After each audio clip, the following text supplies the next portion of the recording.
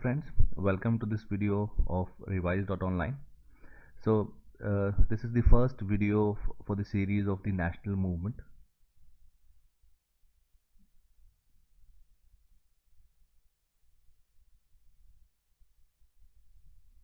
and as we know that this is the most important part as far as the history is concerned, and every year there are questions in prelims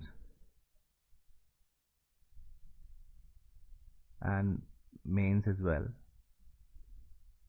So UPSC can ignore everything, but ignoring national movement or not asking national movement, I think there's hardly any year where the question has not been asked. Also, apart from this, the the topic is also important for the interview and for the essay.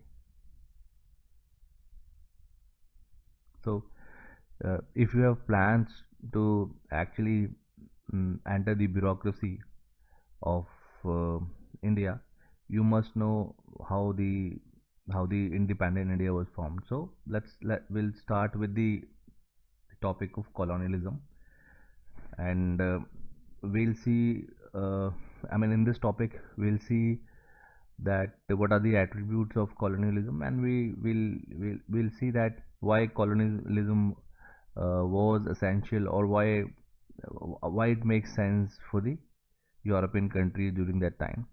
Okay, so let's start this topic. Now there are two interrelated terms related to colonialism. One is colonialism, the other one is imperialism. So two terms,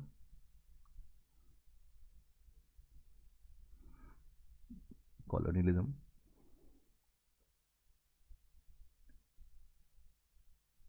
and imperialism.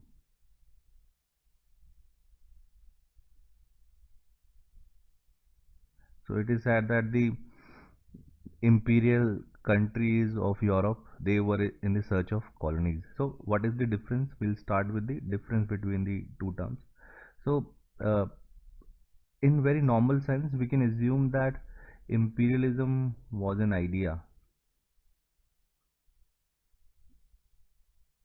Okay, while colonialism was the practice. Okay, so let me once again repeat this statement. The imperial countries of Western Europe were in the search of colonies. Okay, so imperial imperialism was an idea, and when that idea was actually implemented, what we get was the colonialism. Okay, so now first of all, let's see that when the European countries they started colonizing the countries in Africa, Asia, and South America. What were the conditions? What were the socio-economic conditions in these countries, which were that prevailing in the Europe? Okay, and the next slide would answer that why Europe was able to colonize, by the European countries, how the European countries were able to colonize the parts of Africa, Asia, and South America. So let's start. First of all, let's see that how industrial revolution actually changed the fortune of the European countries. So we know that the industrial revolution started in Western Europe, and there were countries like Britain, France, Germany, Holland. They were the one where the impact of industrialization was seen, and uh, as as per this impact, these countries become industrialized. So now at that time, the world could be divided into two parts. Number one, the countries which got industrialized, which got mechanized, and number two, the rest of the world. Okay, so let us see what was the relationship, or what were the differences between the two. Now, uh, at this juncture, we'll say that the world was divided into two parts: the industrialized countries and the traditional economies. So industrialized countries were the European countries that we have discussed, and the traditional economies were the part of Africa, Asia, South America, etc., etc. So let us see how these what difference did industrialization made in and how it actually gave an upper edge or upper hand to European countries where the industrialization took place. So first of all, talking about the attributes of the traditional economy. So in traditional economy, the mechanization was absent because it was in the European countries which got industrialized first. So at that time, I'm talking about the 18th century. Okay, so the industrialization has taken place in Western Europe, but the Africa, Asia, and South America, they were still the traditional economies only. So the attributes of the traditional economy was a low level of technique, since mechanization has not taken place. The use of machine was negligible. Use of machines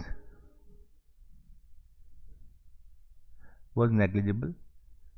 Okay, and the means of production were simple. They were simple. Okay, and they were generally manual. Okay, and inexpensive. Also, it the individual were there who were producing the the goods. So let me take the example of Bengal weaver.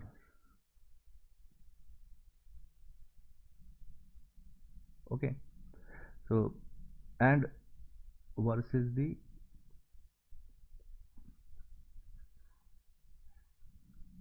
industries in Britain, in say Manchester.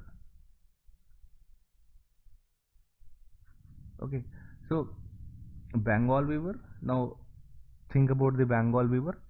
They were using low level of technique, so the artifacts they were using or the machines they were using were primitive.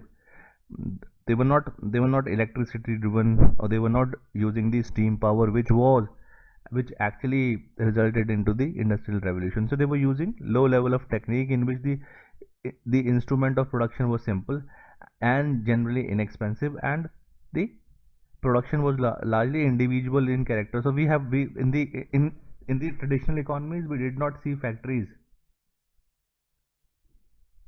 Factories were missing. It was the individual weavers or maybe a family which was indulged into production. So this is important. Low level of technique in which the modes of the instrument of production was simple, inexpensive, and the production was largely individual driven. Okay, the the division of labor was at a very primitive level of development. So by division of labor, we means that if there is a manufacturing process, there is a manufacturing process. The different processes are performed by different people, and they get specialized in that. For instance, let me give you an example. In big factories, suppose there's a jeans making factory. There's a jeans making factory. So there would be one department which would be responsible to create the designs. Okay, there would be other who will be specialized in cutting. There would be another department which would be specialized, which would have specialization in tailoring,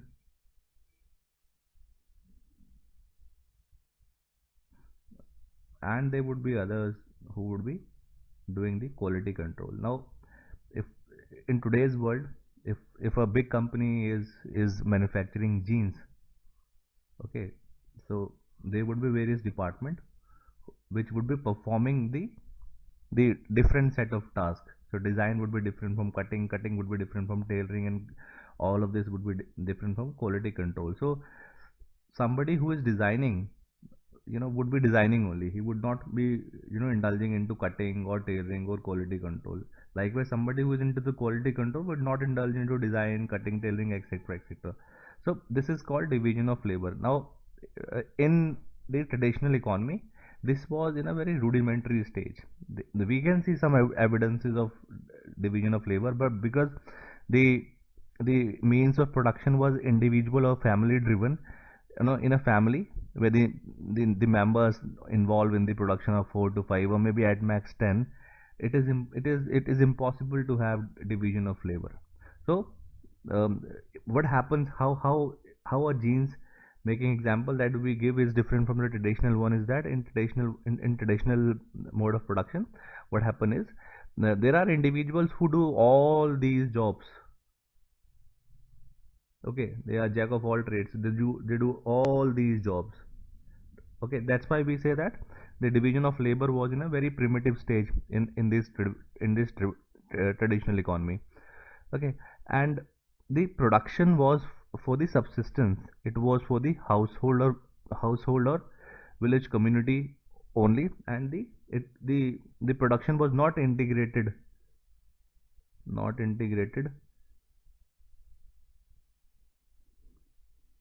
with the wider market. Okay, so a family of weavers, again I am coming back to the same example. A family of weavers was producing the goods, or maybe say goods for the local village only, or maybe 2 3 4 villages only. So there was no wider market integration like we have in today's world. For instance, say you living in Mumbai, and you getting the commodities that are produced in northeast. So that kind of integration was not there. Yes, there were specialized people who were performing certain goods, who were manufacturing certain goods, but that was for the local consumption only. Okay, so household or at max village community was the actually the end users. Okay, now let's see the contrast how it was different from the industrialized countries where the industrialization took place, and they actually had an upper edge. So the use of technology increased the input. Okay, so when we talk about machines, okay, the human input required is low, and with the help of machines, the the efficiency increases, the quality increases. Okay, likewise the cost of production decreases. Okay, so use of technology increase the output, and it does not only increase the output, it increase the efficiency also. So at that time it is very very very comfortable to say that the the manufacturing processes of the industrialized countries were much more optimized and much more efficient than those in the traditional economies. Okay, and the use of machines, it amplified the production through mechanization. So one machine, so earlier, as we were taking the example of Bengal weaver, one say one person manually can produce the the set of one cloth only, because it was manual. But with the help of machines, one person in one day in the same time can produce, say, 10 clothes. Okay, and at much cheaper price, much lower price. So an amplified production through mechanization. And it was the time when we saw the coming up of steam engine. We saw the coming up of of the use of electricity, and there were inventions like the telegraph was invented for the first time. So it facilitated movement of goods, steam engine, railway, etc., etc. So they facilitated the movement of goods, people and information. So what happened is, by all these with the movement of goods, people and information, the market got unified. It was easier to actually market the product produced in one part of the country to the other, or maybe one part of the world to the other. Okay, and that's why the production for the remote markets is started. Now, something that was produced in Britain, it was not easy or not impossible to bring that commodity to a remote place like India. Okay, that's why we say that the movement of goods, people and information, it unified the market.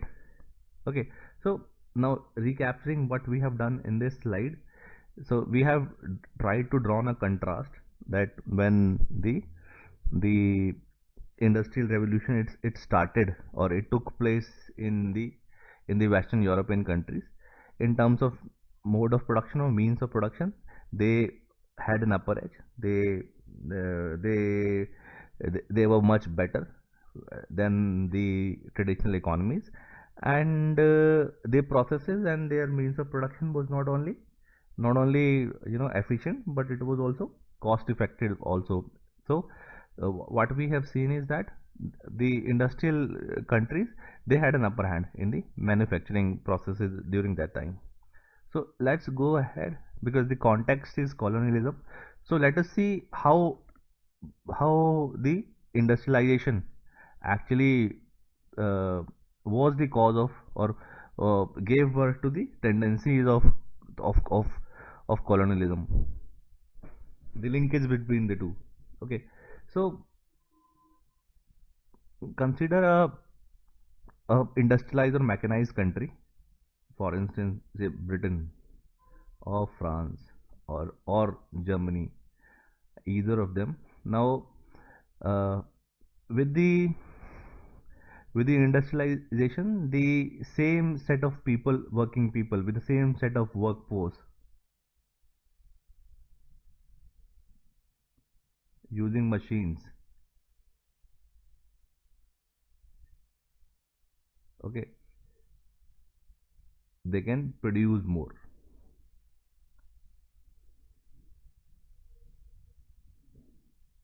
Fine. And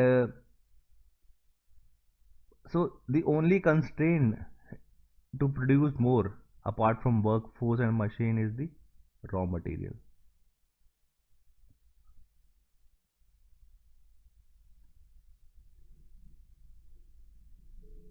So if somehow the supply of raw material is ensured, then a industrialized country like Britain, France or Germany, using the same set of workforce and using the newly developed machine, can produce more. The only constraint was raw material, because the countries were small, and so the raw material was a constraint.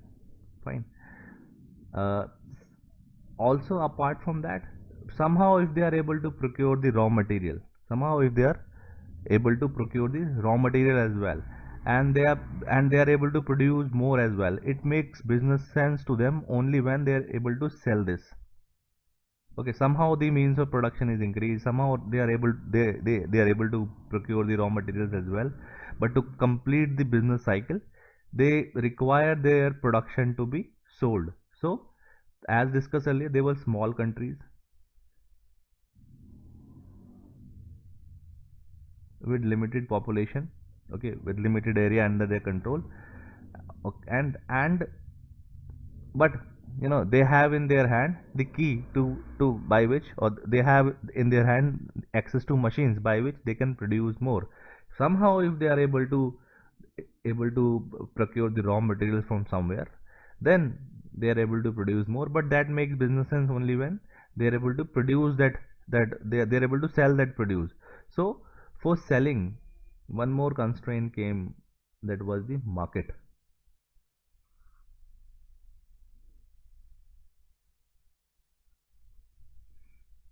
Okay, so the first constraint that they faced was raw material. Can a industrialized country with the same set of people with the newly developed machine, if they can have the access to raw material, they can produce more. So the first constraint was that of the raw material. Number two, if they are able to produce more, somehow they procure the raw material from somewhere and they are able to produce more as well. The second constraint was that where would they sell that product. So second constraint in front of them was market.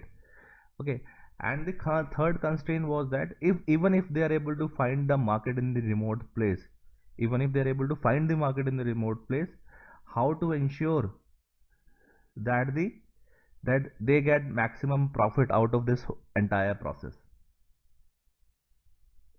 So how actually they make sure that the maximum that the profit maximization can happen.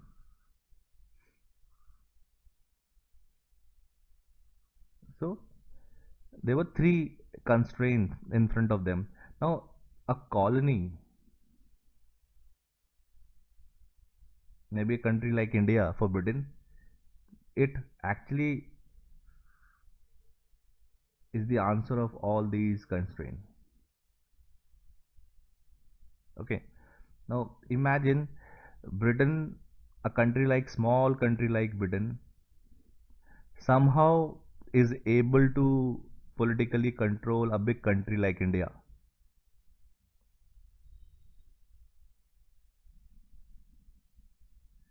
Okay, so if India was colonized or India was subjugated to the British class, British merchant or British manufacturing class, all the three problems would be solved. So India can be a source of raw material for Britain.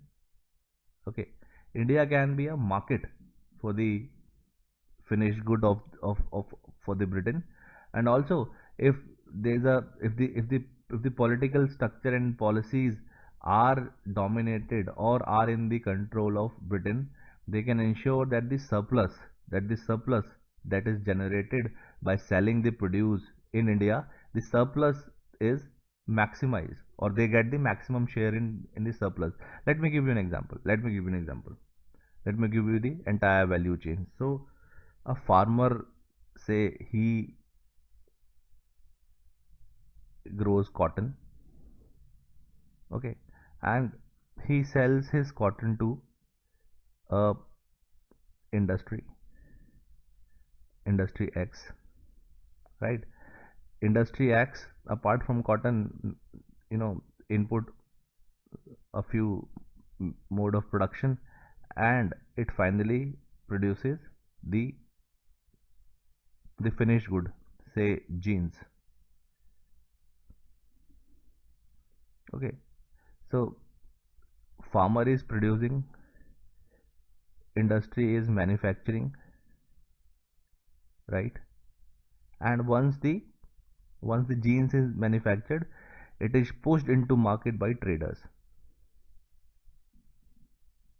Okay, so traders are like distributors and shopkeepers, which which buy the jeans in bulk from the industry, and they sell the same jeans in retail to final consumer like us and consumer.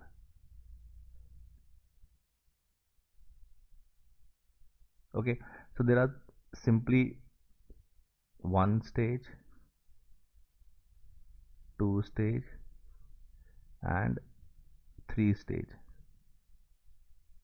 third stage. So producing of cotton, manufacturing of jeans, and there are traders who actually buy the jeans from the industry in bulk and sell it to the end consumer. Now in all the three stages, the economy would be viable or the business would be viable only when everybody makes some profit. So there's some surplus for everybody. There's some surplus for everybody, all the three stakeholders who are involved in this process. Okay, now suppose farmer makes a profit of rupees X, right? The industry makes the profit of rupee Y. on one jeans, right? And the traders, they make the profit of rupees Z or Z by selling it to the end customer.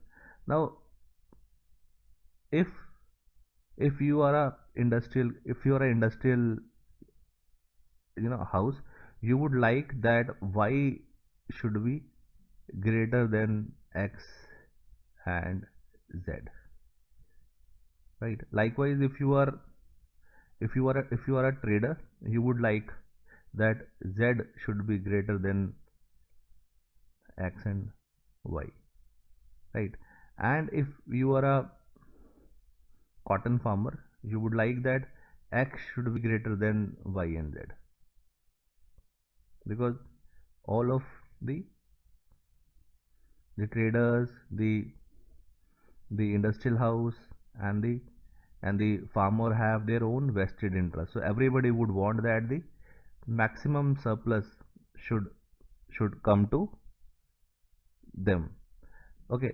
Now somehow, if the government or the policy making is in the hand of industrial houses, or the policy is inclined towards the industrial houses, then it will be very easy for the industrial houses to mold the entire process, or to mold the policies in such a way that they are at a advantageous, or they are at a desirable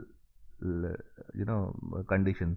So that is what the colonialism was all about. So colonialism, actually, it means that, you know the foreign vested interests,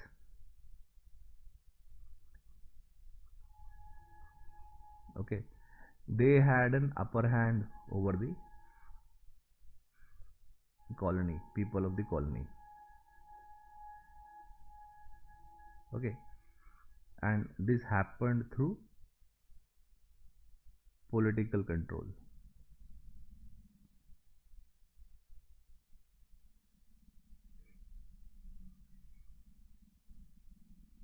okay. So when Britain occupied India, okay, it makes sure that India became a source of raw material for its industries. At the same time, India also, became the market for the finished goods which was produced in these industries. And at the same time, they came up with such a policy that the surplus that was generated from the entire process, from the entire business, it goes into the hands of Britishers. Okay.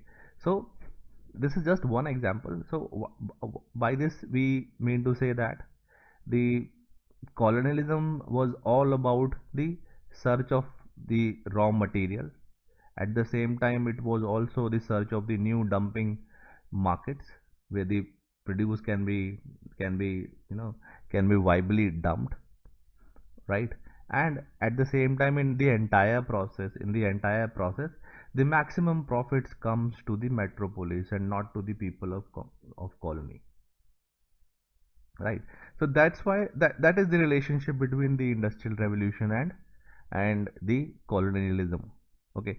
So it was industrial revolution which created the conducive. We say that technology is always neutral, technology is always value neutral, but technology creates the material conditions. So industrial revolution, it created some material conditions which actually accelerated the process of colonization, or it was the material condition that was created by the industrial revolution only, by which the countries like Britain, France and Germany, they looked for the they look for the colonies with the vested interest. And these vested interests were the search for the raw material, the search for the viable markets, and in those markets extract the maximum surplus to the industrial houses or to the metropolis. So this is the in nutshell, this is what the colonialism was related to, how the colonialism was related to the to the industrial revolution. Now let's have a working definition of colonialism. So colonialism is a political economic phenomena whereby various European nations explored, conquered, settled and exploited large areas of the world. So three things are important: explored, conquered, settled, and exploited the large areas of the world. Now, so large area of the world means there were only a few countries who got industrialized earlier, and these rest of the world, the larger area of the world, was still in the traditional mode of production. Now, these industrialized country, they they got the cue and they exploited the rest of the larger areas of the world.